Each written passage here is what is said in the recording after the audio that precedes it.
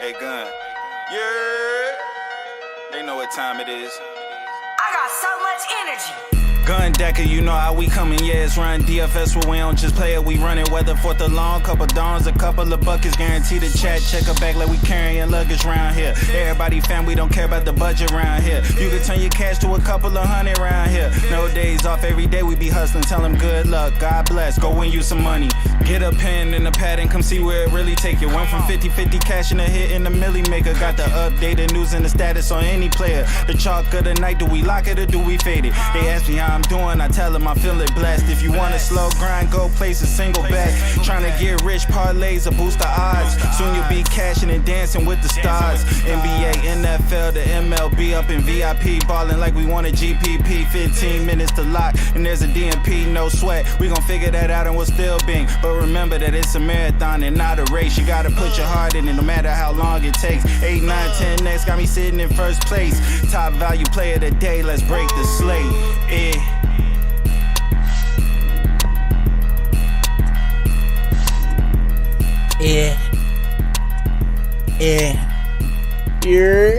What's up, guys? Happy New Year. Happy Monday. Happy afternoon. I hope you guys are warm and safe wherever you are. Pretty big slate tonight. Lots of games. And then, like, just a minute ago, some more news came out pertaining to tonight's slate. So we will try and knock that out as we go, again, game by game. If you did not catch it last night or this morning, very early this morning, or very late last night, dropped a first look video, intend on that being a mainstay piece of content on this channel. And then I think it's going to snowball into something bigger, maybe even a live show at night with a more definitive, stable time, and maybe with an old school co-host. So we'll let that flourish, but keep looking for those. I intend to do it on every slate, but sometimes the 2 or 3 game slates can become expendable. So we'll see on that. But yeah, man, I appreciate you guys stopping by, being here for the new year. I said it on the first look video, but we hit 8,000 subscribers off air a couple weeks ago, so I appreciate you guys for that. And then now we start grinding for 9K. So I'm gonna start putting a lot more content out there, a lot more live stuff going forward now that the schedule is starting to settle down a little bit. What's up, Ducking? What's up, AOD? Crispy in the chat. Moose Wallace. What's up, Gun and everyone? Happy New Year. Hope this year brings in lots of winnings for all of us. Amen. I'll drink to that. What up, Logan? What up, EB? Steve? Hope you guys are doing all right. Happy Monday. Happy New Year. Glad to see you guys on this side of the new year.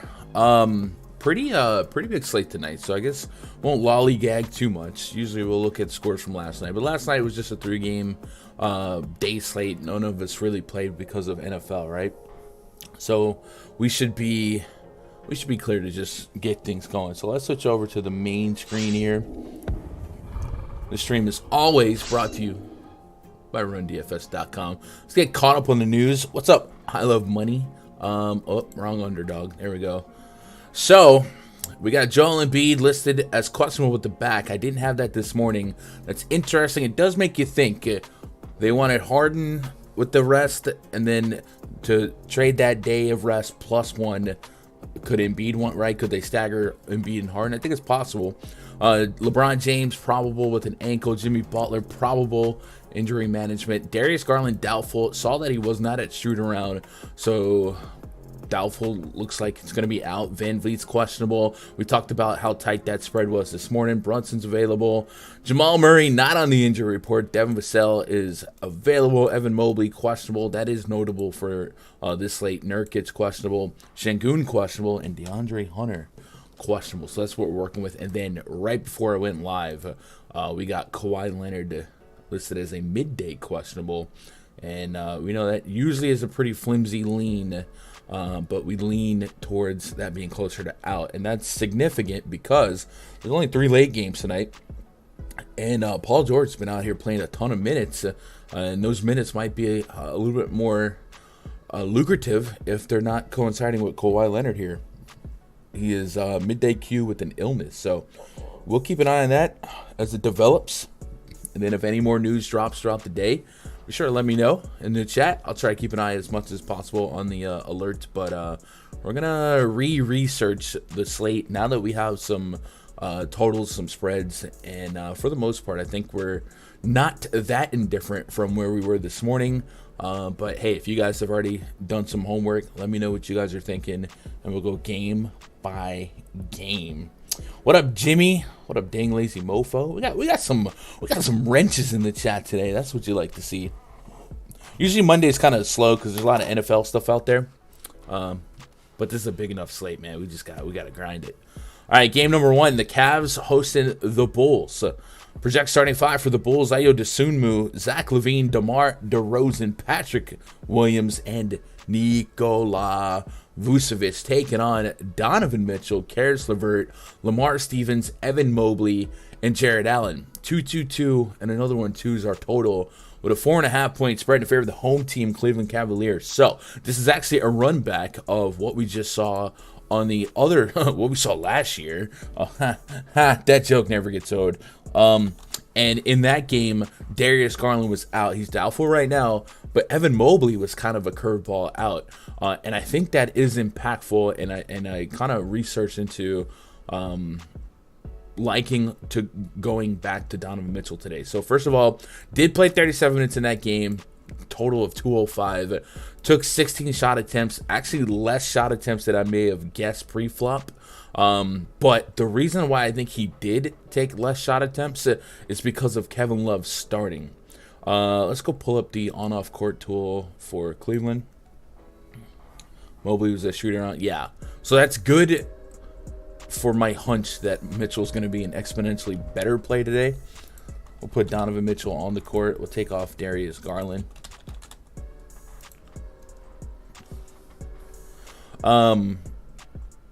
Matter of fact, okay, let's go with this for now. 1.3 DraftKings points per minute, about 1.3 on FanDuel as well, 34.5% usage rate, and a 31% assist rate. So it could facilitate the basketball as well. And something that the Bulls do is kind of funnel opponents to shoot the 3 ball a little bit more, and something that Kevin Love does is shoot the 3 ball a little bit more, and we saw that in that spot start for Kevin Love in the absence of Evan Mobley. Took 11 threes on 15 shot attempts. Now, Evan Mobley can take 10, 11 shots in a game, but not from downtown. 1, 3, 0, and in this particular case, scoring against the Chicago Bulls, it's easier to scoring them from downtown. If we go pull up that team metrics chart in the RunDFS.com NBA VIP spreadsheet, let's see, 3-pointers made per game. Chicago Bulls allow the 3rd most threes per game. So what I'm getting at is, I think with Evan Mobley likely to start and Kevin Love going back to the bench, it's more lucrative minutes in terms of shot volume and scoring opportunity for guys like Donovan Mitchell, Karis LeVert, guys that will chuck those threes. So I do like that. I also like the fact that he has a 30% assist rate.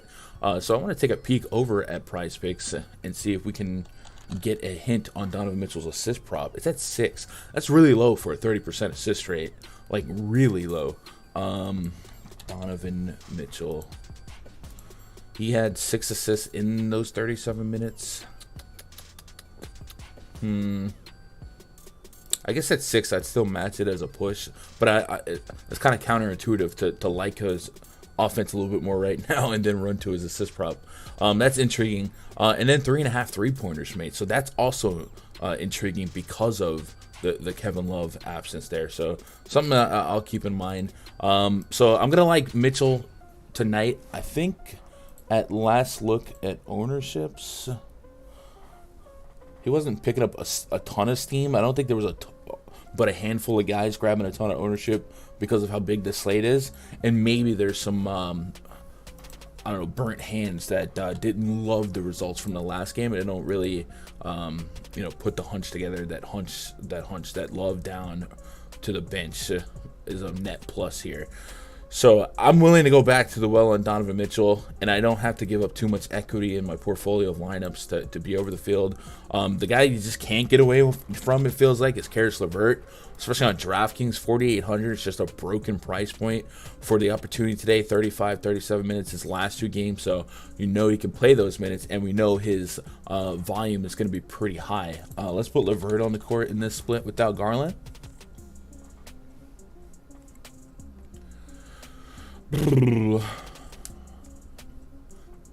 And LeVert has a 22.2% usage rate, 22% assist rate. So Mitchell's assist rate actually went down to 27 in that split. But that looks like because they're sharing ball handling duties. 0.9-ish DraftKings points per minute. Doesn't blow you away, right? We start drilling at the 1+ point per minute guys, but at 36 minutes under 5K, that's just fine. So yeah, LeVert's right back to looking like a premier play, especially on DraftKings. On FanDuel, it's still a great play at 6,200, but the risk reward's a little bit more balanced. And if he just offered the 30 fantasy points, it's one of those, okay, but is that stone cold lock to be the nuts? So there is some merit into pivoting there, but under 5K on DraftKings, so hard to get away from that. So gotta load up on that. On the Bulls side, the Cavs are kind of a funnel spot. Talked about that this morning, and now with Mobley back, their interior defense lives up to the hype, right? If we go to points in the paint allowed, let's just sort it from least to most. The Cavs allow the second fewest points in the paint per game, and teams just really don't attack them in the paint because of Jared Allen, Evan Mobley. So that just kind of funnels offense to the outside. They are attacked with threes, a little bit more neutral, but they are also one of the second slowest pace in basketball. So these totals aren't going to be as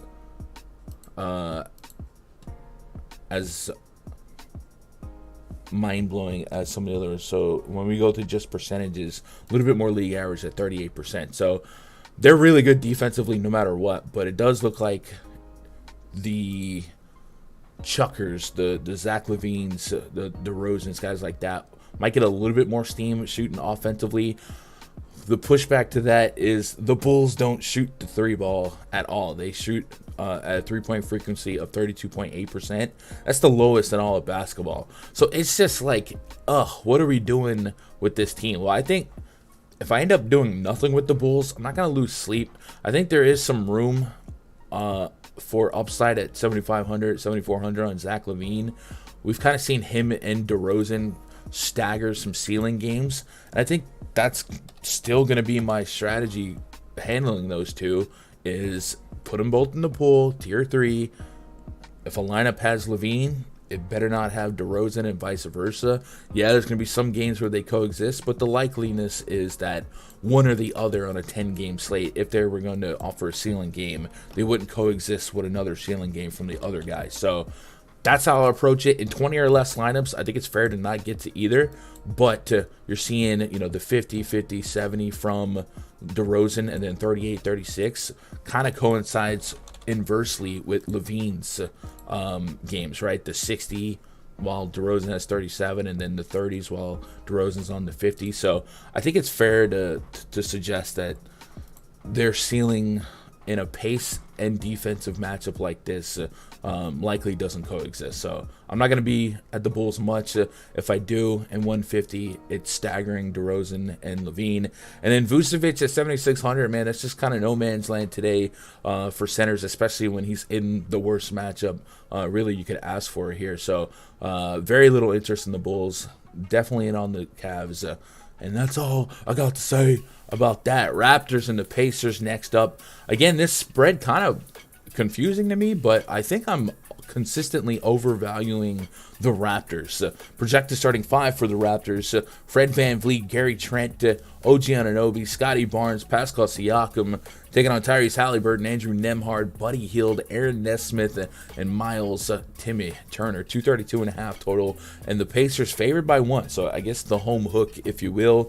Fred VanVleet is listed as questionable. Looking at an update from NBC Sports Edge. I think this is more of the same that we had this morning. Back spasms, that's what he's missed the last 2 games with. And then in his absence for those back spasms,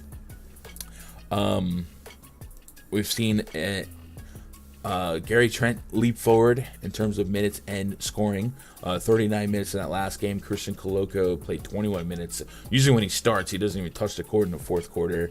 And then in the game prior, we saw Juancho Hernan-Gomez start. So Nurse does have some volatility in the starting 5 that he would roll out. I think it's not crazy to maybe expect a smaller lineup against the Pacers that can hang with the pace if Van Vliet was down. But I do think one of the concepts I talked about this morning is the field thought of Pascal Siakam. Siakam has been a stone cold killer this season and really efficient for fantasy, and there really hasn't been a net negative impact by the presence of Van Vliet. And I think if people see Van Vliet in today, they might say, oh, then Siakam is not a must, or I don't have to play Siakam, blah, blah, blah, blah. Well, I don't really think that's the proper way to think about it. This season, Siakam just straight up on the court. Matter of fact, we'll put him on the court with Van Vliet. What's up, RC? Hope you're doing all right. We'll put Siakam on the court with Fred Van Vliet. And I believe he's still at 1.3 fantasy point per minute. 1.29, so right there at 1.3. A 30% usage rate, leads the team, and has a 30% assist rate. Facilitates quite well.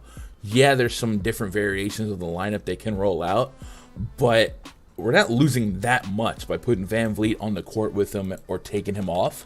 1.29 to I think 1.35. 0.05. So yes, it's an impact, but it's not super tangible. The usage rate's still 30%, and the assist rate's still high with or without Van Vliet. So I do think there could be a thought that floats with the field that says, oh, I don't have to play Siakam now because Van Vliet's in. I don't really think that's the case. And then on top of that, no matter what, Van Vliet plays or not, Siakam's live for 38 minutes, you know what I mean? And then, on top of that, the Indiana Pacers are a spot where we want to pick on. This is going to be a pace-up spot for them, for the visiting Raptors, who go from one of the slowest paces in all of basketball, and now the opposing team, who might dictate the pace. Raptors bottom 6 in pace. The Pacers are top 6 in pace, so it's a boost in that regard, and the matchup is great as well. The centers against the Pacers, I think they're top 3 in points allowed, top 4, fourth most fantasy points allowed to opposing centers. So there's a lot of peripherals and hustle stats there on top of the higher implied total, the higher implied scoring for the Raptors here. So I'm talking myself into Siakam again, all over again. Looking at soft projections with a little bit of logic added with totals. I didn't have totals for last night. Siakam came in as the 4th highest fantasy projection for me, behind LeBron, behind Jokic, behind Doncic. To Doncic and Jokic, especially Doncic. Doncic is just in a different league right now, but Siakam has a real case to be optimal tonight. So I'm going to be there on Siakam no matter what. If we do lose Van Vliet, Gary Trent has almost a $2,000 discrepancy between FanDuel to DraftKings. That's crazy. With 5,300 on DraftKings, going to look pretty good against this matchup. On the Pacer side, past Tyrese Halliburton, and even just taking a minute to look at Halliburton, he is efficiently priced. I do think there's some meat on the bone. I don't even know if meat on the bone is the right term. I do think he can live up to the expectations of this price point a decent amount of times, but I said this a few times this morning. The 9K range may not be where you win or lose your contest tonight. There's a lot of 9K guys that can just muster up 50-ish fantasy points and kind of go from there. I think that's not where we're breaking the slate. So I don't see Halliburton become a priority for me. Buddy Hield, kind of the same song and dance. There's a bunch of 6K guys on this slate that have a similar range of outcomes. So those guys just exist. I'm not too enthralled with guys like Miles Turner in this front court. I do think there is upside at 6,400, and the matchup is the front court of the Raptors definitely is the most volatile part of this rotation. But at 6,400, I'd have some interest. At 7,400, I don't have a ton of interest, and we also know that Miles Turner is a guy that here and then can convert these 2+ blocks per game into fouls, and we've kind of sung Siakam's praises about usage, so I have a little bit of concern in that regard, but not a ton of first tier interest or even second tier interest in the Pacers. I'd probably have a tier 2 interest in Siakam, and then we'll kind of go from there. But we'll see what the Van Vliet news is, because Gary Trent's ownership is probably going to be pretty different from site to site, right? What up, Charles? Hope you're doing all right. Been jonesing for NBA DFS content. I mean, there's tons of NBA DFS content out there, brother. All right, Pelicans at the 76ers. So this game got a little bit different from our first look. Project starting 5 for the Pels. CJ McCollum, Trey Murphy, Herb Jones, Zion Williamson, and Jonas Valanciunas taking on DeAnthony Melton, James Harden, Tobias Harris, PJ Tucker, and Joel Embiid. 227.5 total, 3.5 point spread in favor of the home team, Philadelphia 76ers. The difference between last night and now is that Joel Embiid is listed as questionable, right? Lower back soreness says, per the latest injury report, the Sixers have listed Embiid as questionable prior to tonight's game in Philadelphia with lower back soreness. Embiid has put up monster numbers of late, blah, blah, blah. So, reading kind of the tea leaves here, and this is just like guessing. Since Harden rested the game before the break, is there a chance that was one of those planned load management things? I think it's possible. So I do think that I'm leaving this open, right? I think there's a chance Embiid doesn't play. Luckily for us, it is a 7 p.m. game, so it's part of the first games at lock, and most of the slate is pretty quick. So if Embiid didn't play, how do we fill those minutes? What is the... I guess we'll go stat muse, huh? James Harden, DKP by game log without Joel Embiid last 5 games. So this is just really how I want to find a date and just kind of look at the rotation. Looks like November 2nd was the last time. Was that really the last time? That'd be a game where they were both out, but November 2nd might be a little bit more appropriate to 1-to-1 the minute rotation tonight versus what it would be if we had a Harden and not. I feel like that. Has he really only... that's crazy. So in that game, the Sixers threw out Tobias Harris, PJ Tucker at the 5. Which is intriguing, because we certainly would always like to play Montrezl Harrell and his per minute production, but it looks like it's not a guarantee that Montrezl would start, right? And against the front court of Zion and Jonas, I probably would want a little bit more beef in a guy like Montrezl Harrell. So we'll see. We'll see what they do. Hopefully, if they started Montrezl, it's hard not to see him projecting at 25 minutes and looking good at that price point. What it would also do is kind of switch up the front court matchup for Zion and Jonas Valanciunas. More so Zion in this example. And I don't think I'm going to get to Zion aggressively in DFS, but he is somebody that maybe becomes a better play in the prop world. So we go to the team metrics chart. Let's go back to points in the paint allowed. Let's sort it the other way. The Sixers allow a bottom 6 amount of points in the paint, and PJ Tucker, Joel Embiid defensively. That makes a lot of sense. And then check this out. We added an advanced look in the index portal. If you're a VIPer, you should explore it. Zion Williamson scores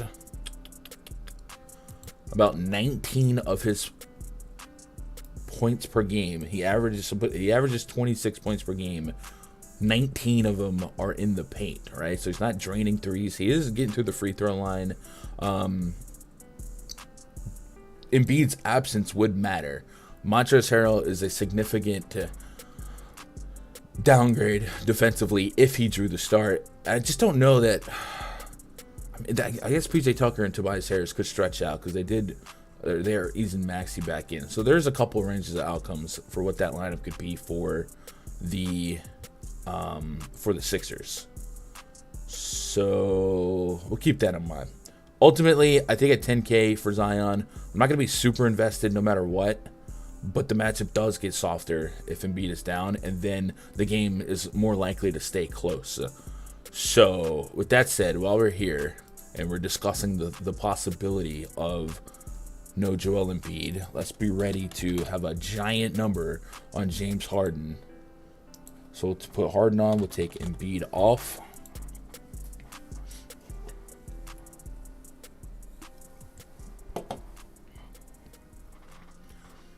And that's a fat number. 1.5 fantasy points per minute, 32% usage rate, a 44.8% assist rate. That's crazy. That's actually nuts. I mean, he's an insane assist guy anyway. On the season, Harden has a 44.7% assist rate, just straight up. So he is the facilitator for this team. Yeah. But if he were to play this game without Joel Embiid off of extended rest, I think we're looking at him to perhaps pick up some steam ownership-wise, but also pick up some steam projection-wise, because right now the 48 FanDuel point projection, the 46 on DraftKings, what did we say per minute? 1.5 on perhaps a 36 to 38 minute projection. Yeah, that might be one of those 50-60 fantasy point projections. So gonna shake up the slate a lot. So hopefully we get that news in time. If the news is that he's just gonna play, I think it kind of levels out. And the projections that we have right now are just fine. Embiid versus what else is on the board, I think Doncic is, no matter which way you cut this slate tonight, it's got to be the guy that you project it way better than everyone else, and there's likely enough value to get there. And then there's Jokic, and then there's Embiid. Is Embiid the third in that hierarchy or on that podium? I think so, especially if Harden's in. And that's how he actually came in, like, outside the top 5 for me in soft projections, behind guys like LeBron, Siakam, and LaMelo. So that's a roundabout way of saying he's probably not going to be a first-in priority for me if he does play. But maybe if we get in a situation where the field is like waiting for Embiid to be out and then he's in and they just do nothing with it, maybe we get a single-digit percentage on Joel Embiid and we can take advantage that way. On the Pelican side, so if Embiid is in, I'm pessimistic about the success of Zion. We talked about how the Sixers have been pretty good in the paint, and maybe that pushes a little bit more scoring outside. We've seen Jonas Valanciunas have those fluke three-point games, but I think lately we're starting to see a resurgence, I guess, or hey, I can still do that from CJ McCollum. Let's go pull up the Pels. What up, Van Jones? Happy New Year to you. I hope all you guys get filthy, stinking rich in DFS this year, or prop betting. All right, McCollum, Ingram. Let's put Zion on the court with it, just to have a little bit more stabilization. 1.01 DraftKings points per minute, 23% usage rate, 23% assist rate. So that's fair. And then if we just let Zion float till we get a little bit of sample without and with, that stays the same, about 27% usage there on average. So McCollum could be the pivot, in the same game pivot, if we think Zion's in a tougher spot.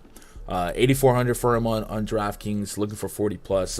Mentioned it a few times already, but there is some beef between 8 and 9, the mid 9Ks, especially at the guard position, because I do like Donovan Mitchell quite a bit for $600 more, and then Jordan Poole for $200 less in a game that looks pretty explosive. I think there's a realistic chance McCollum just falls through the cracks because one, he hasn't been as consistent upside wise, and two, it's just people don't play CJ McCollum. So Yeah. All right, we'll move on to the next game. Lakers at the Hornets. Project starting 5 for the Lakers: Dennis Schroeder, Patrick Beverley, Lonnie Walker, LeBron James, Thomas Bryant taking on LaMelo Ball, Terry Rozier, Gordon Hayward, PJ Washington, Mason Plumlee. A 242.5 total. The home team, Charlotte Hornets, favored by 1. So LBJ hunting down the scoring title. And now Michael Jordan might be in the suite looking down, right? Big time total here. And that's why LeBron's projecting so well for me. Flipping back to the raw point projections, he came in 3rd on the list behind Jokic and Luka. So he's right there in the conversation. Again, Luka's in a different league, but LeBron, if LeBron drops a 60-70 tonight, we're not really that stunned. 76 against Atlanta on his birthday, almost tripped dub, and now we get a similar pace game, a similar type total. Makes a lot of sense for LeBron to have to pick up a lot of slack. I don't have to sell you guys on or off of LeBron James. I think somebody I am kind of digging from the spot. By the way, Lonnie Walker does have a GTD on him. Not somebody I'm like wanting to play, but his minutes would have to go somewhere, so it could have a little bit more significance. Tailbone contusion. Says Austin Reeves got the start. Walker sidelined on Friday. If Walker remains out, Reeves should get another start. All right, cool. We'll keep an eye on that. The other guy I think I'm a little bit interested in here, and maybe a lot bit, is Thomas Bryant. 6K on FanDuel, 5,900 on DraftKings. The Charlotte Hornets are just that team that gives up points to centers. The most fantasy points per game to opposing centers this season.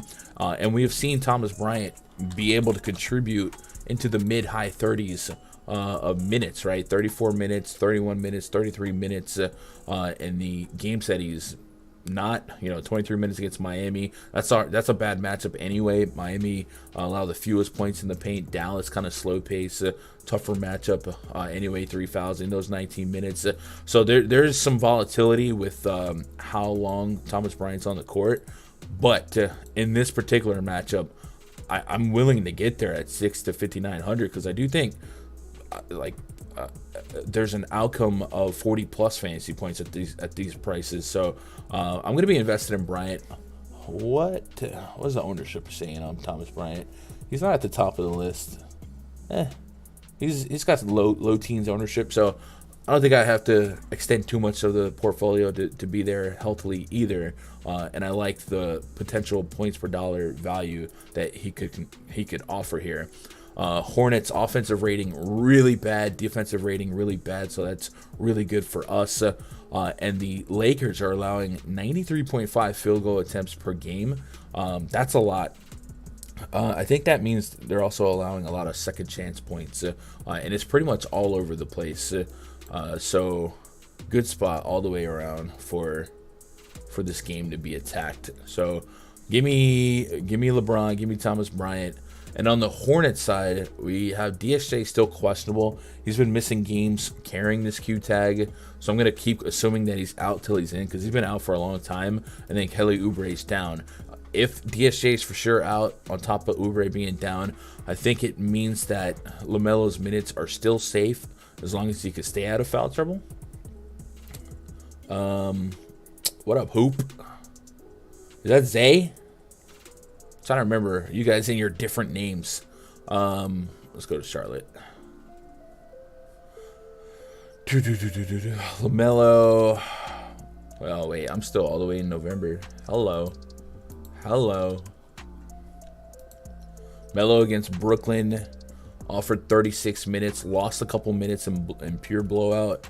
And then against OKC, a little bit more competitive game through and through, 36 minutes there. So not really getting vultured as much. And without Oubre and Dennis Smith Jr., can't really bench him for doing stupid stuff because you're not going to put in Theo Maledon.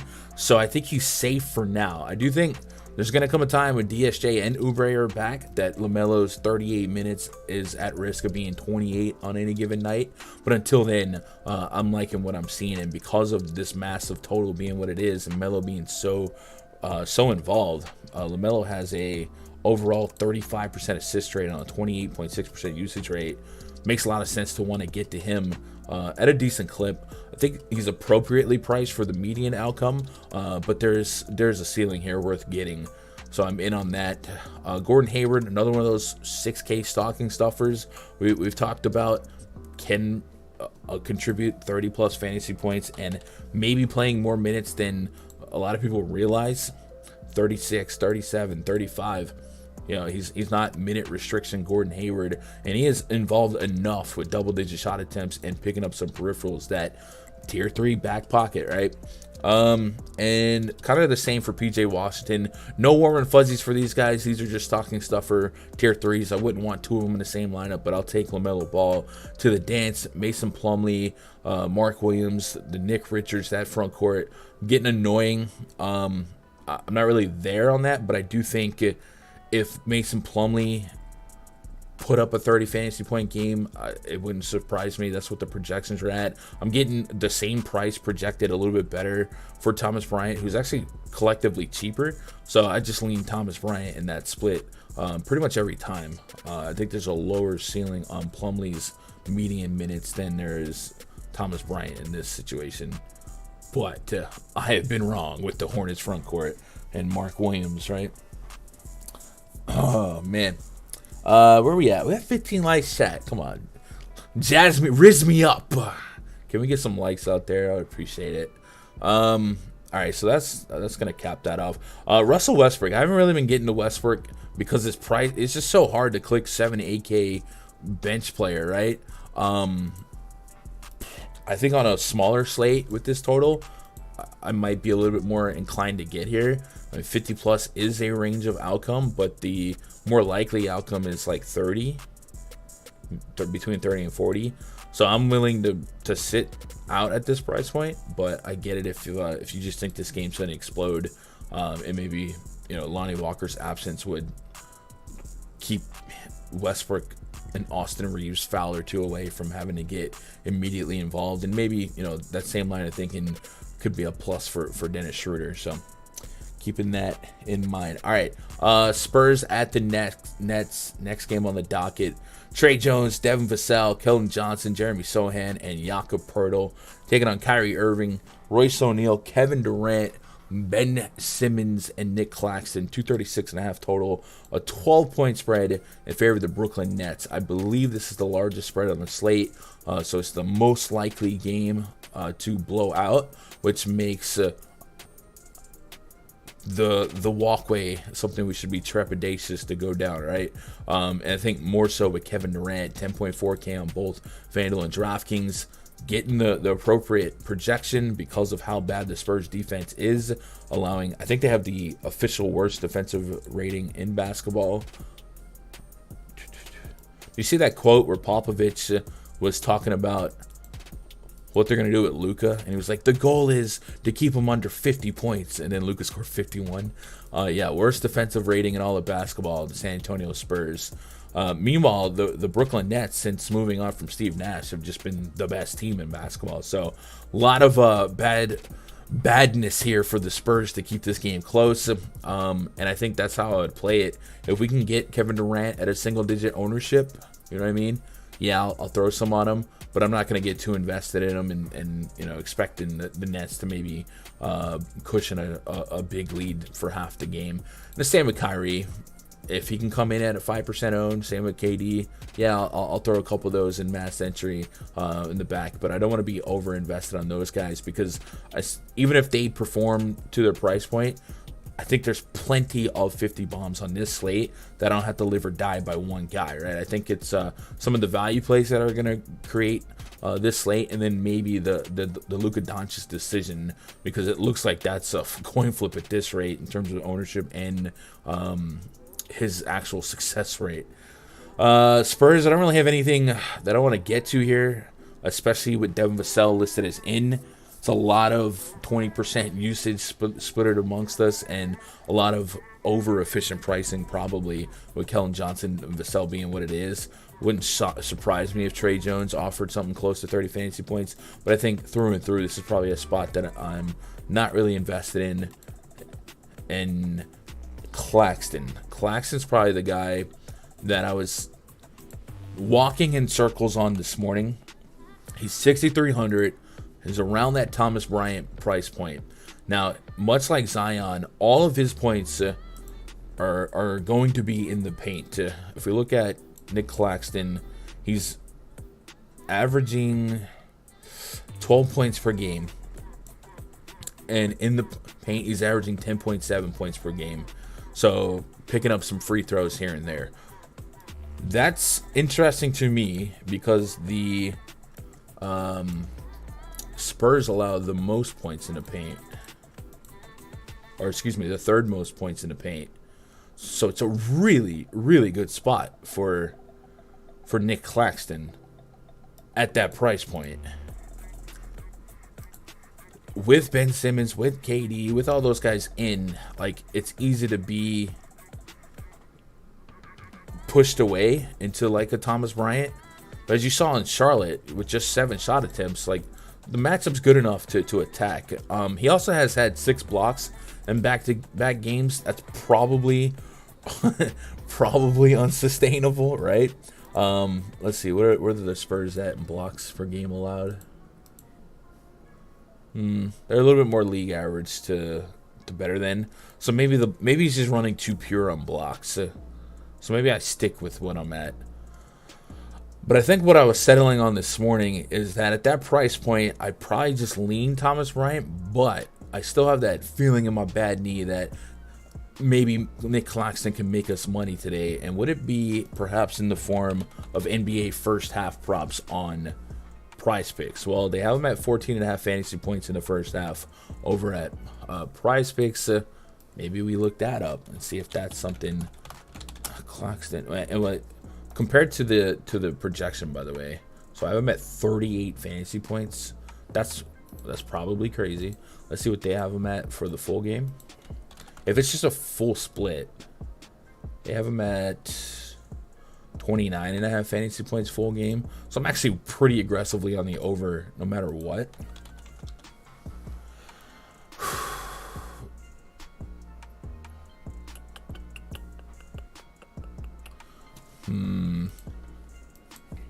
The Claxton FTP by game log in the first half, last 10 games.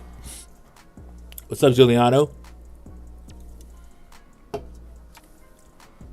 So, if I did this right, and I believe I did, first of all, looking at the last couple games for Claxton, what we want to focus on is stability in minutes in the first half. Big minutes in the first, actually just big minutes, but good minutes in the first half. Good minutes in the first half. Might have been a little foul trouble there, but yeah, that is an accurate. 16, 17, 11, 17. That 11 came in a tough matchup against Cavs, 15. So very likely that he's going to get 15 plus minutes in the first half. We just need him to be a point per minute in one of the more optimal spots on the slate. So I don't know. I think it's one of those bad feeling or feeling in the bad knee thing that I think I'm going to get to some Claxton first half over FPS. So I'm just going to put that in the notes. I just feel like he could make me money tonight. So I'm going to be there. What up, Thaddeus? Gun, can you explain the advanced tab for VIP members when we get a chance? Yes, I can. And if you guys have been watching these streams forever, maybe thought it but didn't realize it, I did rewrite the spreadsheet over the weekend, the last week really. Just wanted to make it a little bit more modern in terms of advanced analytics. I just felt like the old one was a little too primitive, and I added, in addition to the index portal that you guys already know and love, the advanced look. So this is going to give us percentages on players and more of a I guess a percentage contribute look at each player. Now understand that these are just averages. So like, for instance, Keldon Johnson has a 28% usage on the season. That doesn't mean that he's going to have a 28% usage with the lineup out there tonight. It doesn't do the on-off quarter, nothing like that, but it is giving you a pretty expedited look at their contribution to the team. So it's giving us individual player offensive ratings, which is the team's offensive rating when they're on the court. on average, the defensive rating. These are pretty flimsy numbers. They're minutes per game, and the usage percentage, the assist percentage, rebound percentage, offensive, defensive rebound percentage, field goal attempts per game. I think that's something that's valuable. 3-point attempts per game, also pretty valuable. Their 3-point field goal percentage, the points in the paint per game, which I think is something I'm already using a lot, especially for like center props, and then the fast break points. And then on the right, some of the inversion to those numbers versus the matchup that they have today, right? So one of the things we could do when we're looking at, for instance, like I said, I think I'll be cross-referencing points in the paint a lot using this information. So Nick Claxton over 10 points in the paint per game. Looking at today's matchup over here, says points in the paint allowed 54.7. So if it's a bright green, it means it's a favorable matchup to score points in the paint, and vice versa. So that's how I would go about that. Fast break points, you guys know what that is, and fast break points allowed. That's a way more volatile to attack, but I think the points in the paint are going to be the ones that I get to the most, and then the 3-point success rate. So like we'll get to the Heat later. They're perennially one of the teams that allow the most 3-pointers per game. When we can spot situations that funnel more shots to the outside or the inside, that tab will help us maybe identify players specifically that will benefit from it. So yeah, I probably need to put together a whole video and just kind of explain it. But I think it's not that hard to get for most of us that deal with these numbers anyway. Most of that was stuff I was already looking up. I just made it a much faster process, you know. What's up, daddies? Hope you're doing all right. And by the way, this spreadsheet you guys can use on your own. It is behind the paywall over at rundfs.com. Click VIP memberships. No better time to get a year pass than January 2nd. That'll get you locked in for the rest of football, rest of NBA, all of baseball, essentially all of next year's football, because the season is virtually done by the January, right? So there's a lot of good stuff there. I'm going to try and offer other stuff that I dabble with. Like there's going to be World Baseball Classic that I dabble with, but I don't want to advertise that as an obligation. But there's a lot that goes on in the Discord that you guys can latch onto. But the official sports that I spearhead with advanced analytical content is NBA, baseball, football. So you get access to that. You also get a voucher towards Fantasy Cruncher no matter what pass you get.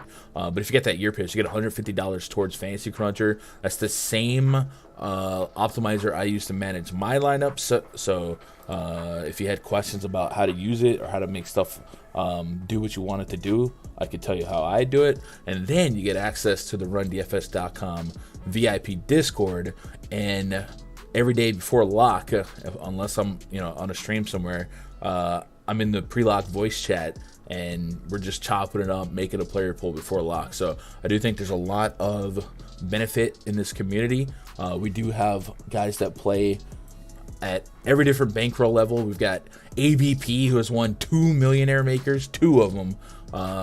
Guys that play the quarter arcade, or girls that play the quarter arcade, the mini max, all that stuff. So check it out. Come be part of it, no matter what your bankroll is, like the song says. And we'd love to have you. So moving on to the next game here. Houston Rockets hosting the Dallas Mavericks. Project starting 5 for the Mavericks. Luka Doncic, Spencer Dinwiddie, Tim Hardaway Jr., Reggie Bullock, and Christian Wood taking on Kevin Porter Jr., Jalen Green, Eric Gordon, Jabari Smith, and Alperen Şengün. We got 225.5 total, 7-point spread in favor of the visiting Dallas Mavericks. This is the third time these teams will have met since December 23rd. So a little bit of familiarity built up lately. However, a lot of the same, right? Luka Doncic, I believe, has eclipsed 80 fantasy points, is what we said in each of those games. On top of just being on one of the more incredible stretches in basketball history, but in his career specifically. 82 fantasy points on 50 real points on the 23rd, 81 on 35 real points on the 29th. Just absolutely incredible what Luka's doing right now. And I know the other day there's a lot of hype on Joel Embiid's point prop against the Thunder. And people are like, I've never seen a prop this big. We might start seeing Luka Doncic's point props sniff like 39.5, 40 based on what he's doing right now. What is it for the full game, Luka? What up, Jake? 33.5. That's it. Okay.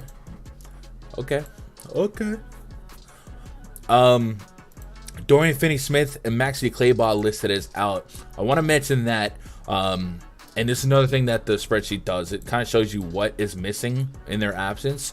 So Dorian Finney-Smith is 31 minutes per game. Maxi Kleber 25 minutes per game. And on top of that, they are plus defenders as far as what the Mavericks roll out.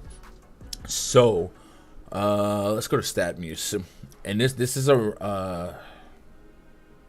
this is one way to do it, I guess. Dorian Finney. Let's go Dallas Mavericks. Actually,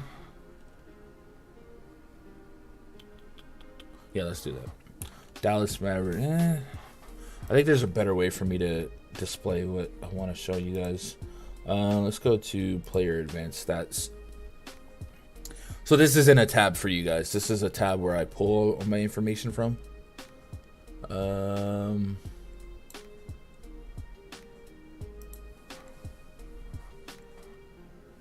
I guess StatMuse would have done it.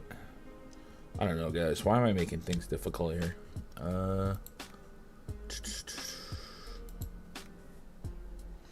What's up, Smeezy? Who the plays?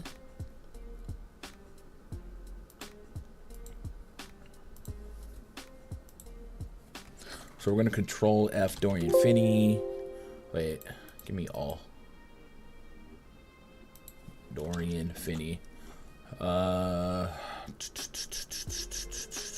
let's do it the other way. I'm making it way too complicated. It doesn't need to be this complicated. So let's go to StatMuse. Dallas Mavericks defensive rating with Dorian Finney-Smith let's go this season. And we did this on the early look, but I didn't do it for Maxi Kleber as well. So the Mavericks with DFS, a defensive rating of 113.8. To compare that to the season average, the Mavericks have 113.2. So Dorian Finney-Smith represents a lot of that. So now we go with and without. So it goes from 113 to 117. So that's a 4-point dip. And then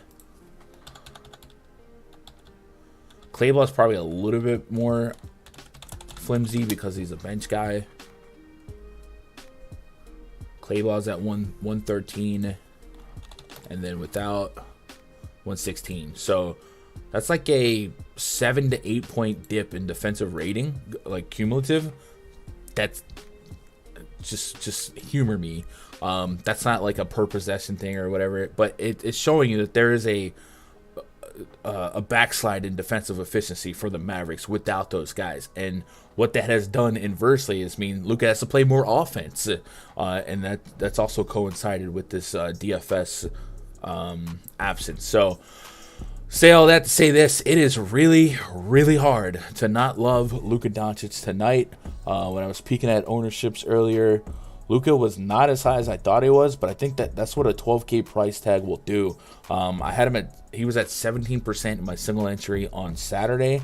Looking at ownership projections on both sites, looks like he's still in the teens. So maybe that holds up, but man, it's hard for me to agree that Luka's not going to be one of the more sought after players. Yeah, we're looking at 10% on each site. Man, I gotta assume that goes up. Just this matchup is so pure. On the season, the Houston Rockets, if we go to defensive efficiency, Rockets have a bottom 3 defensive efficiency in all of basketball. It's just a really glorious spot for Luka. So I'm in on Luka all the way.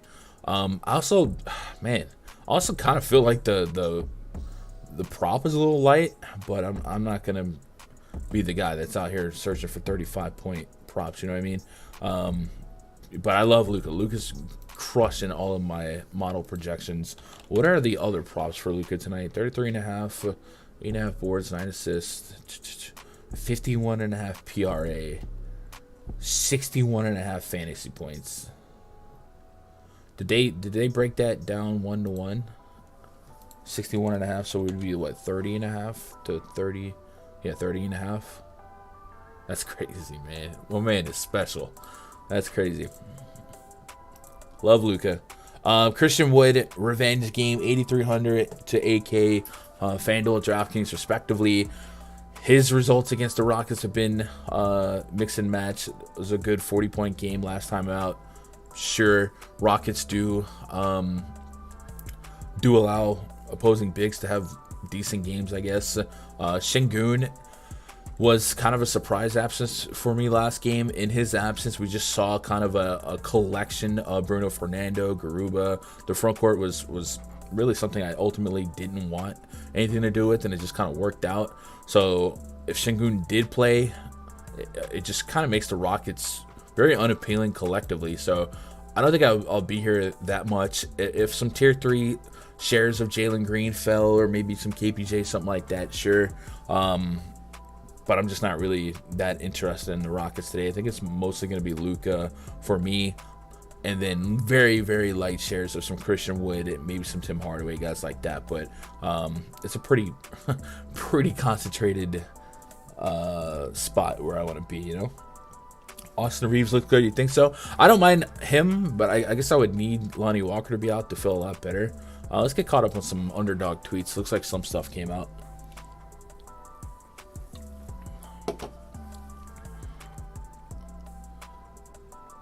Try to get you guys out of here in 20 minutes. Oh, he just got ruled out. Oh, there you go, Jake. Good catch. All right, so with Lonnie Walker rolled out, we can kind of back up just a little bit. I don't know that I'm going to tier 1 or core value Austin Reeves, but it did benefit Reeves a lot in the fact that he started. Played 25 minutes, was not part of the closing crew, so maybe we do worry about their trust in him. They closed out, or let's say more fourth quarter run for a unit like Westbrook, LeBron, Schroeder, Bryant, and JTA closed out. What was the Hawks closing lineup? Why was JTA part of the plan? Okongwu, Collins. Lakers just be doing stuff.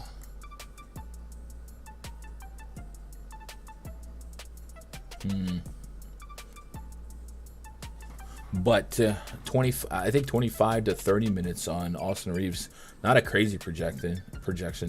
And he comes in at 3,900, 4,200. It's a really good matchup. So, yeah, I think there's a good chance that projection pops up for me, especially considering it's a 240 plus total. What was his involvement? 13. He 1 for 13. God dang. Really rough night for him. I see why he didn't close out. I think he's going to shoot better than 77% from the field. So if they're gonna trust him enough for double-digit shot attempts, I'll be right back at the well. Shooter's gonna shoot over 10 points per game. That's crazy. 1 for 13. That's rough. Yeah, I like that. That's a good call, Jake. All right, let's move on to the T-Wolves game, hosting the Nuggets. Projection 25 for the Nuggets.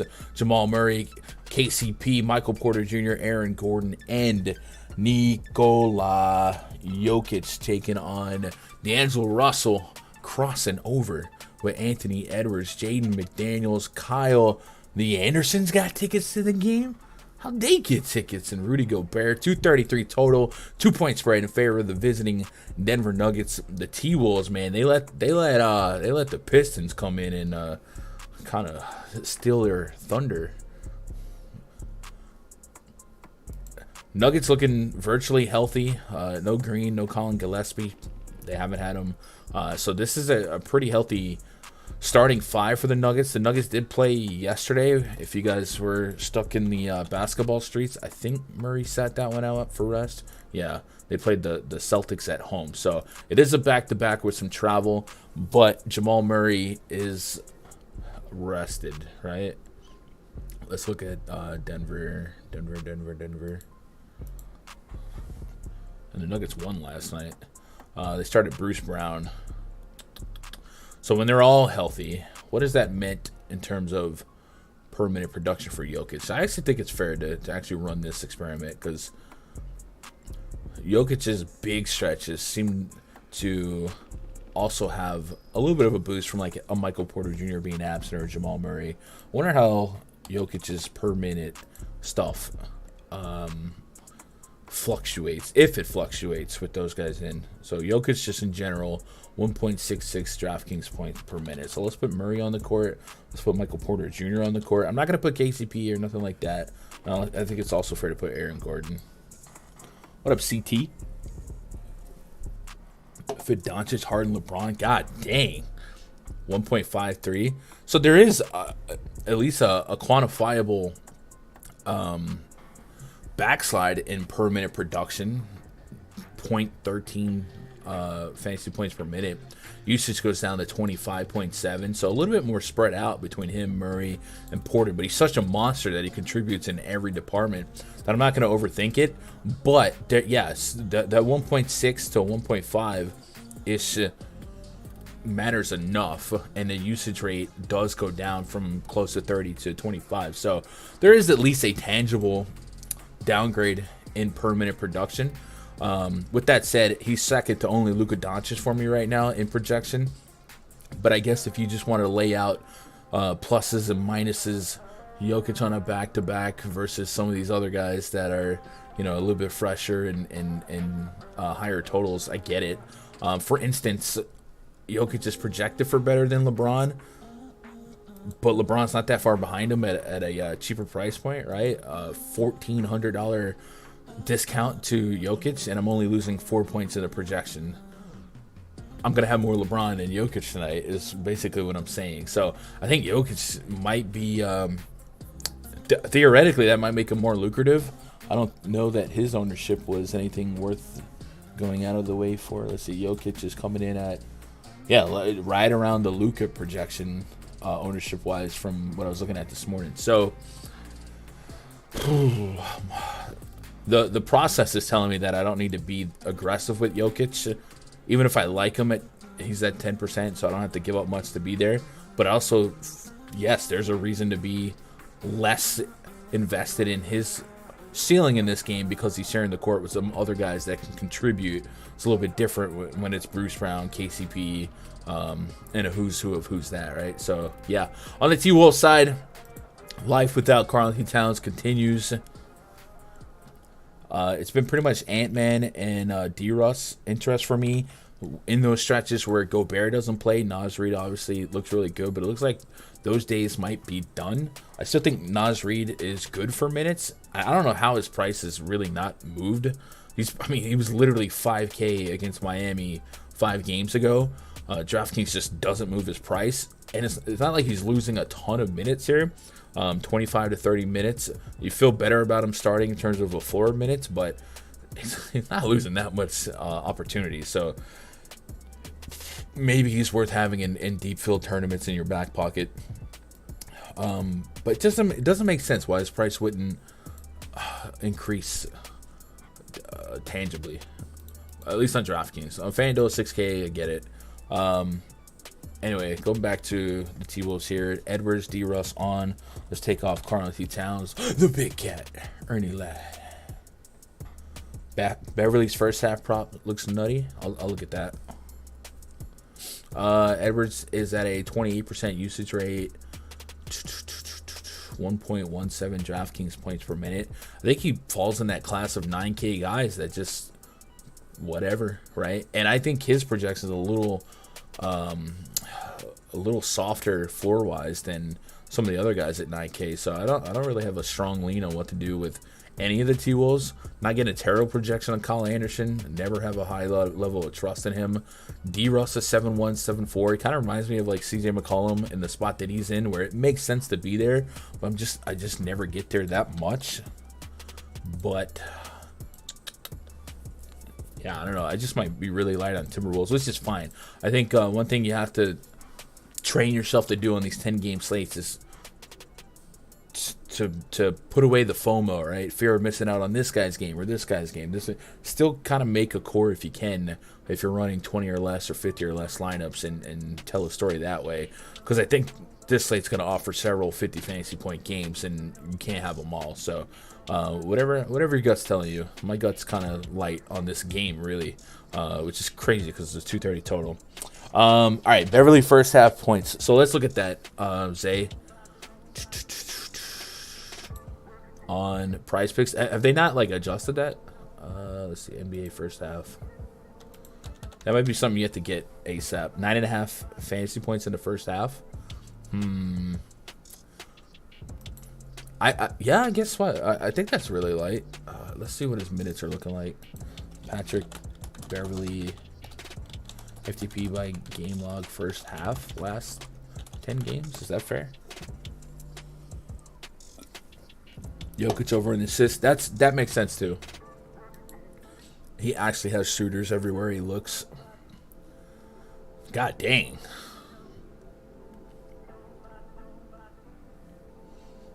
That does look pretty nutty. So they have him at 9.5 fantasy points first half. Does that mean they're implying him for 19.5 full game? 18.5. I have Beverly at 20, so I'm over. Is he one of those guys playing more in the first half than the second half? Let's see. I think in last game was a little bit more 1-to-1 because there was no Lonnie Walker. Beverly played 25 minutes and more was in the first half. Yup. Against Miami. And that also makes sense because he's liable to foul more in the first half, and I played pretty big minutes against Miami. Game prior, Dennis Schroeder. Nah, I think the last game just happened to be a coincidence in terms of not playing much in the second half. But what did he do last time against Charlotte? First half, 26 total. All right, so yeah, he's just being really productive early on. I like that call, Zay. I think I'm gonna add that to the list. So the call is Patrick Beverly first half.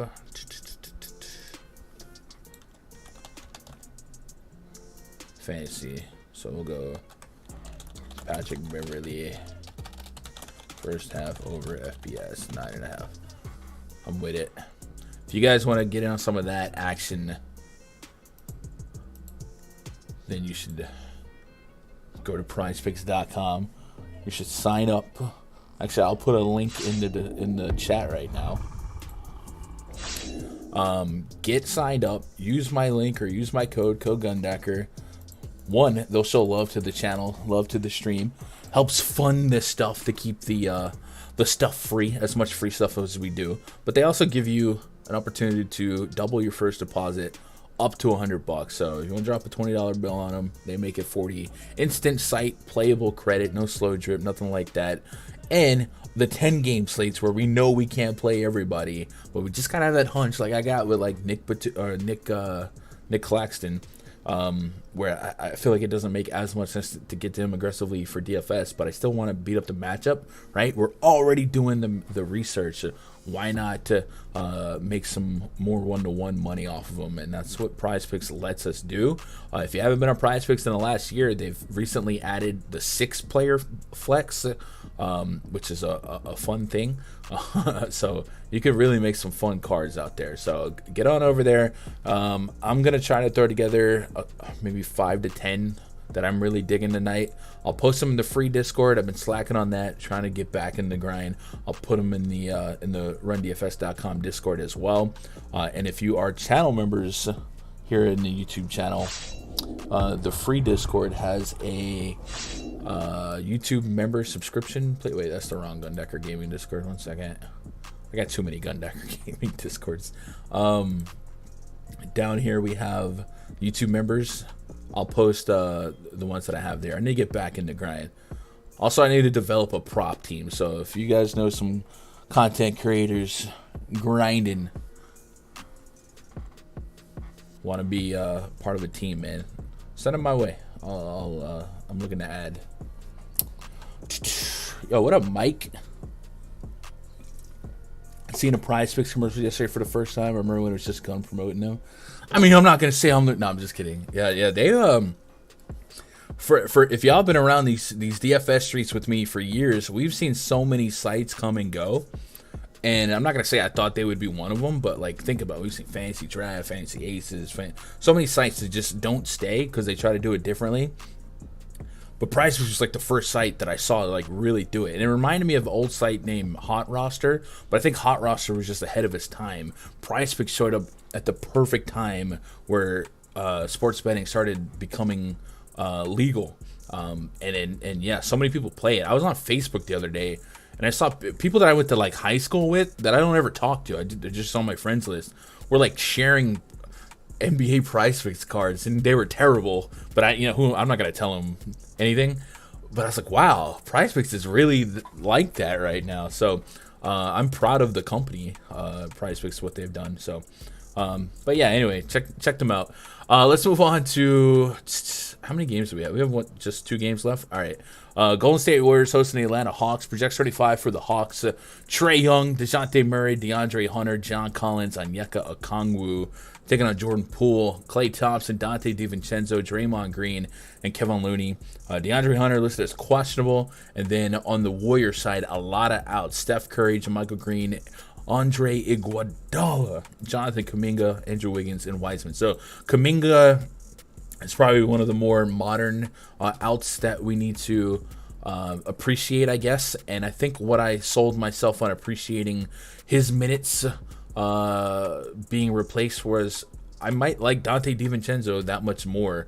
And I was also thinking that my projections were too aggressive last night. But once I added a total, by the way, if you remember, I guessed the total between 236.5 and 238.5, and it came out as 237 right now. Pretty doggone good at that. I think the Warriors are going to look really good for me.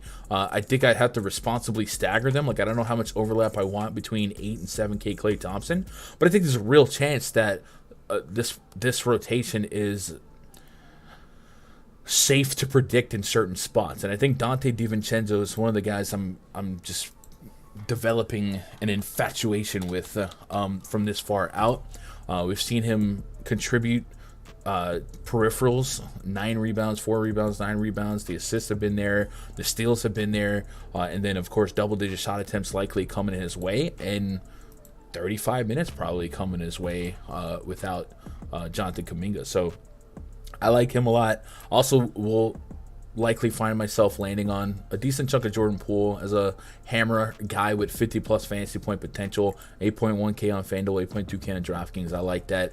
Clay's a little bit more less than warm and fuzzy for me, but I'm going to have some light exposure. Might set a rule to not overlap him and Jordan Poole, but I don't necessarily think it's a direct negative correlation. I think it's more of a, I don't know if I'm getting double ceiling out of them. So I'll think about that. That's not for sure yet, but I might. And then on the Hawks side, Trae Young's projecting really well. He was right up there, I think top 4. No, he went down a little bit. Actually, he went down a lot since my last projection suite. Last night he was like top 4, top 5. Now he's like barely top 10, but he's still up there at a decent clip, almost 50 fantasy points. So I don't mind him, but certainly with DeJounte on the court, there's a little bit more volatility. No Clint Capella again. We should be able to lean on stronger minutes for Okongwu. I was trying to overthink maybe a small ball lineup with John Collins at the 5 this morning. I still think that it's possible, but I have less evidence to suggest that the Warriors are going to force that, because they haven't really been doing that as of late with Steph Curry down. But I guess you could game script a path to where the Hawks might need more offense than centers. So they could have a lineup that has Trae, DeJounte, Bogdan, and then they could stretch out Hunter and Collins in the front court if Hunter did play.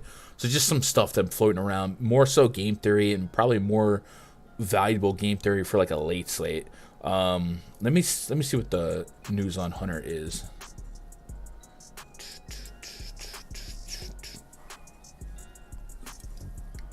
What's up, Brooklyn? Oh, the font's too small again? Fudge. All right. I'll see if I can fix that. Questionable for Mondays. the font on the spreadsheet. I actually don't think I can fix that. I'll have to redesign the stream. I'm sorry that that's happening though. Yeah, I don't think that's something I can fix live like I did last night. Last night I was able to just full screen it, but I think for this design I have to do something different. But I will make that a priority to try and address going forward. I appreciate you bringing that up to me. I could maybe make it a little bit bigger. 1 second. Screen share overlay. Like, I'm just kind of blocking it. I guess I can make me smaller, just like a little bit. Yeah, I'll try to adjust it off air. I'm sorry that's happening. So give me a little bit of Trae Young. John Collins is one of those 5-6K guys that I could see getting there. I think this game has shootout potential, and I think it has stack potential at these price points. Maybe not a 3v3, but I could see a 2v2 getting away from it. And it's fun to have those type of guys late in the evening. I also mentioned this earlier today, but this is a front-loaded slate. Usually it feels like these big slates kind of stagger where we got 1 or 2 games at 7. Not today. We got 1, 2, 3, 4 games right at lock. 1 game at 7:30. And then 1 game at 7, and then the 3 games are like 2 to 2.5 hours after the Luka lock later in the night. So it is an East Coast night for our lock times.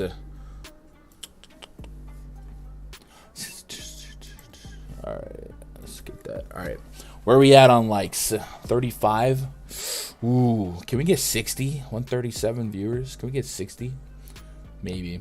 Best utility 4,500 and under for DraftKings. Let's see. So I haven't swept projections since the Lonnie Walker news because I've been live. And I gotta fix all these guys, man.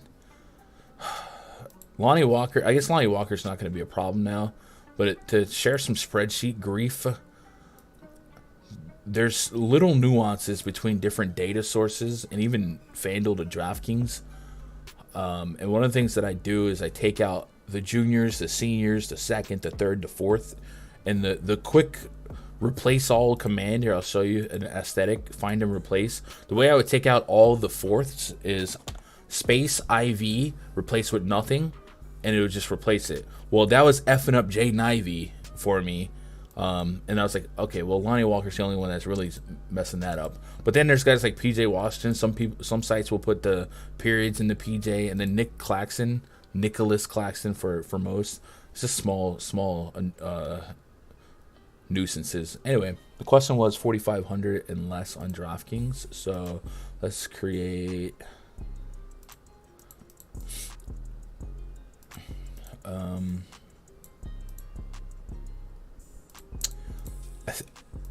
We'll talk about one that's at 4,500, I think, in the next game.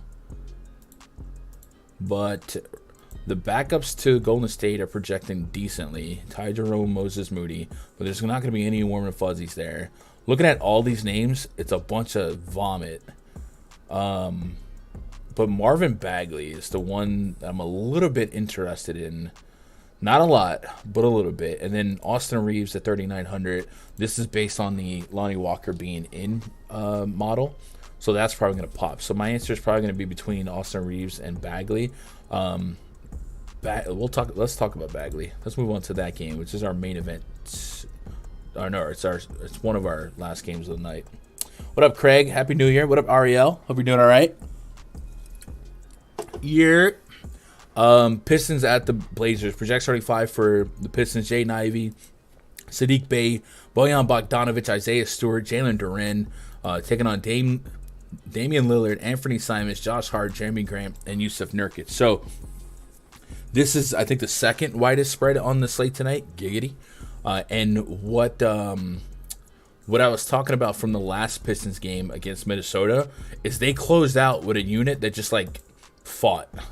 And it resulted in Jalen Duren playing a minute or two in the second half.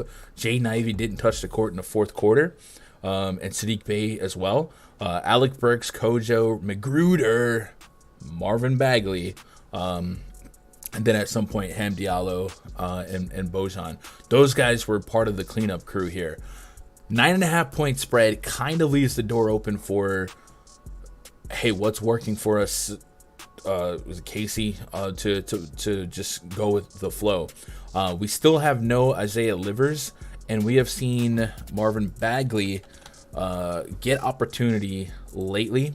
20 plus minutes I think is a more reasonable expectation, and then like we saw in Minnesota, 29 minutes because he was just part of a squad that was out there making stuff happen. So if you're looking for a util that's coming with some risk but maybe justifiable upside, like I think he has a per minute ceiling worth getting some exposure to. Certainly not something I want to get into like cash or maybe even small field single entry, but somebody to keep in the back of your mind, because a 9.5 point spread could create that panic where coaches is just looking for a unit or a unit out there that's going to produce for them. So maybe keep an eye on Marvin Bagley, bag alert, and that's more of a DraftKings only play here. Alec Burks, Bagley, the guys that stand out to me. Jaden Ivey comes with risk, but it makes sense just isolating his usage in the absence of Killian Hayes and Cade Cunningham. I think he leads the team at close to, I think it was like 28%. Let me put an actual number on that so I'm not just spitting numbers. Ivy. We'll do Cunningham. I love Diallo again. I can see it. Like, I don't think it's crazy to like just spin the wheel and pull one of these Pistons out of a hat. Ivy's at a 30% usage rate. You rarely see 30% usage rate coincide with less than a fantasy point per minute, but that's how unfortunate this situation has been for Ivy. He also has a 31% assist rate. So if you could get the minutes, I see it. Maybe it's, I don't know. You look at first half Ivy. 7.5 points, 10.5 PRA in the first half, 12.5 fantasy points. That seems light. Why am I betting so many first halves tonight? Jaden Ivey. I really would look at the last 2 to last 3 games. He had -1. Yeah, I don't know. He's so inconsistent. So that also probably was a catalyst in him not playing in the fourth quarter. Yeah, I don't know. Blazer side, Damian Lillard in that 9 to 10K range of guys that project decently well, but with a 9.5 point spread, is he coming with a little too much risk for fourth quarter playtime? Maybe, but I don't usually let that line of thinking get me out of there. I just think it's a night where if I'm paying up at point guard, really at that price range, I can probably get to LaMelo Ball, but I really want to get to Luka, especially if he is going to be lower than 17%. Some of those 10% ownership projections were kind of baffling to me. And then Nurkic has a Q tag or GTD tag on him, so we'll keep it on that. We'll look at that, and then we'll get to the last game because I gotta get you guys out of here. Portland. Jimmy Butler steals a lock. You like that? Hey, chat. Also, I knew I kind of had a feeling I wasn't able to do it today, but I also plan on launching a prop show or relaunching the prop show for like a lunchtime special. So look out for that. So you guys that are here grinding the props, hopefully I can get that going with consistency. My schedule's been so crazy. He sat Friday. He's in danger sitting out against Monday against Detroit. Drew Eubanks started for Nurkic on Friday. Finished with 8 points. All right, so Nurkic is questionable. This is unlikely to be information that we have pre the main slate lock today. But maybe if you're in a pinch for some late swaps later in the night, Eubanks 5 fouls in 31 minutes, but he played 31 minutes. Pretty tight rotation, all things considered. And then I guess at the same time, if you took off Nurkic, what does that do to Lillard's usage or point per minute production? So Lillard and Nurkic on the court together, 1.26 for Lillard with a 30% usage rate. And then we take them off.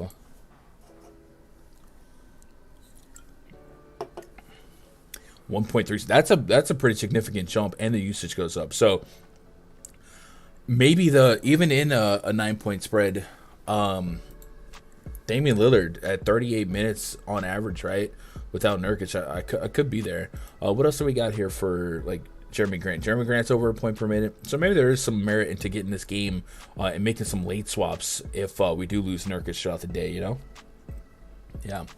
Still considering doing any nighttime content? Yeah, I think the first look video, I think when it gets to where it's going to snowball, is probably going to be a live stream at night around maybe 11 p.m. Eastern, 10 p.m. West Coast, I think is what Chronic was saying. So we'll see how quickly that will develop. But yes, that is the expectation, at least for me, from this far out. And that'll be more of a nightcap, wind down, relive what happened, look at the scores, and then first look the next. Just basically what the old stream was that made the channel what it is. So yes, that is in the cards. It might even start tonight. I don't know. What's tomorrow's schedule? What's up, Absolute? Hope you're doing all right. Knicks are putting a hurting on the Suns right now. Tomorrow is a 3-game slate. So anytime there's like a 2 or 3 game slate, the content's not going to be too thick. So I will probably do a first look for that, but it's not going to be very, very long. And then probably Tuesday night, we do a good stream for the Wednesday slate. Maybe we'll make it special. Maybe we'll do it for the big slates only. But I still think it's worth doing. Yeah. Just like the olden days, yes, sir. All right, let's move on to the Miami Heat and the Clippers. This is your main event tonight. As a reminder, after the stream, I'll be in the RunDFS.com NBA VIP Discord pre-log voice chat. You guys are welcome to jump in, grab a mic, join the conversation. It's going to be a little bit more laid back. Dennis Smith Jr. intends to play, so that's not insignificant to LaMelo Ball's minutes in terms of volatility. I still think he's fine. I don't think we're going to get big minutes out of DSJ off the rip. But if DSJ or if LaMelo got in foul trouble or did stupid stuff, we could see Dennis Smith Jr. eat into maybe a 37, 38 minute projection. And if LaMelo played 30 to 33, it's not a shocker. I'm more likely to lean the aggressive minute projection, but that's information we should keep in mind. But anyway, I'll be in the pre-lock voice chat. So if you guys want to be part of that, we'll be hanging out, making some lineups. So it's pretty informal. Lots of Raj top 5 debates that have nothing to do with the slate, but it's part of the process. All right. If you guys want to get in that, go to RunDFS.com, VIP memberships. Try out a week pass. I think the year pass is the best bang for the buck right now. Get that fantasy cruncher credit and get locked in for all the sports. All right, last game tonight, Miami Heat at the LA Clippers. Projects 35 for the Heat. Kyle Lowry, Tyler Hero, Caleb Martin, Jimmy G, Buckets, Bam Adebayo taking on Reggie Jackson, Paul George, Kawhi Leonard, Marcus Morris, Ivica Zubac. Before this stream went live, we got a midday questionable on Kawhi Leonard, listed as questionable with an illness. So midday cues, by rule of thumb, I tend to brace myself for those guys being out, and I think that's pretty. That's a pretty big hunch to lean on that could pay off in tournaments because Paul George has been playing minutes. And I think Paul George is somebody that's going to play minutes no matter what. But certainly the permanent value increases exponentially if there's no Kawhi Leonard, right? So the official report is non-COVID illness has been added to the injury report. A little sarcasm perhaps here. In the most shocking development of the new year, Kawhi Leonard's on the injury report. Blah, blah, blah. All right, so real quick, Paul George last couple games has been Paul minutes, 40 minutes, 34, 38, 36 minutes. So those that type of minute tree is live at 8,600 no matter what. But I think it becomes arguably, not arguably, it becomes way more lucrative if there's no Kawhi. So real quick, Kawhi, Paul George on together. Let's see what the George production is. And I don't think this is actionable. This is not news that we're going to have before the main slate locks to take action. I think we're going to have to make some faith leaps here. Paul George is at a 1.15 fantasy point per minute, 26% usage rate with Kawhi. If we take Kawhi off the court, George goes to 1.32 at a 32% usage rate. So pretty palpable uptick in usage per minute production. And at 8,600 on DraftKings, that could mean a lot because he's already coming in as a guy with a projection worth having. So yeah, keep an eye on the Kawhi news. But like I said, I don't think that that's news that likely comes out with enough time to make logistical action based on what we're going to build, because the money that we're going to spend salary wise is a lot of it's spoken for in the first hour, and I don't know that definitive Kawhi news comes out in that hour. So I do think you just have to have some tournament lineups out there making that leap of faith and hoping that Kawhi is out. And I still don't think that Paul George is dead at 8,600 if Kawhi is in. It just becomes that much more interesting. It is a low total. So like there's a couple of range of outcomes that could spoil it, but I kind of like having some Paul George exposure. The Heat are pretty healthy for Heat's sakes. 9,400 on Jimmy Butler, 9,1 on Tyler Hero. It's kind of hard to like either of them individually. Kyle Lowry has a case to be made, but I think at that price point, we're just looking at other guys in the guard small forward range that have that 30 fantasy point outcome, and then Adebayo in the front court is pretty expendable. So ultimately, this game has such a low total, a low implied pace that I don't want to be here, but I do want to be there just on the thought of Paul George being low owned and an opportunity without Kawhi. So we'll play on that. But that's it, right? You guys got anything else for me? I got to get you out of here. I assume the deeper dive's getting fired up, so I recommend checking that out. If you do me a big favor, hit that thumbs up before you get out of here. That would be lit. If you hit that sub button, now the chase for 9K subs is on. So let's get to climbing, right? Timmy, what's up, Timmy? I hope you're doing all right. So the schedule, there'll probably be a 3-game first look video tonight. Probably will be launched in live form, but I don't know that that's going to be the big show that we're snowballing. And then we'll be back. I guess we'll do a live stream tomorrow. Those 3 games, they're not fun to make content for, but we just need to stick to a schedule, all right? All right, chat. I love you guys. Please tell somebody out there you love them. Appreciate you making part of my afternoon be part of your afternoon. Good luck. God bless. Go make some money.